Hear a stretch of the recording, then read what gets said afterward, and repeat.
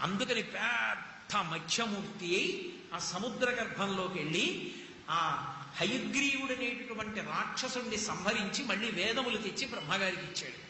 ఇచ్చి సృష్టి చేయమన్నాడు. ఇప్పుడు మళ్ళీ వేదాలని ఆధారం చేసుకుని చతుర్ముఖ బ్రహ్మగారు పునఃసృష్టిని ప్రారంభం చేశాడు. ఆ పునఃసృష్టిని ప్రారంభం చేసినప్పుడు ఎవరికి తను బ్రహ్మజ్ఞానాన్ని బోధించాడో ఆయనే శ్రాద్ధదేవుడు అన్న పేరుతో మళ్ళీ వివస్వంతుడికి పుట్టేటట్టుగా చేసి ఆయనని మొదటి మనువు చేశాడు. అంటే మనుష్యులందరికీ మొట్టమొదటి మనుష్యుణ్ణి చేశాడు. నీ సంతతే ఈ కల్పంలో అంతా ఉంటుంది అని మొదటి మనువుని చేసి తదనంతర కాలమనందు బ్రహ్మజ్ఞానం అనుభవించినటువంటి సత్యవ్రతుడు మోక్షానికి వెళ్ళాడు. అంటే పరబ్రహ్మమునందు ఐక్యమై మళ్లీ పుట్టవలసినటువంటి అవసరాన్ని పోగొట్టుకున్నాడు. కాబట్టి శ్రీ మహావిష్ణువు తీసుకున్నటువంటి దశావతారములలో మొదటి అవతారంగా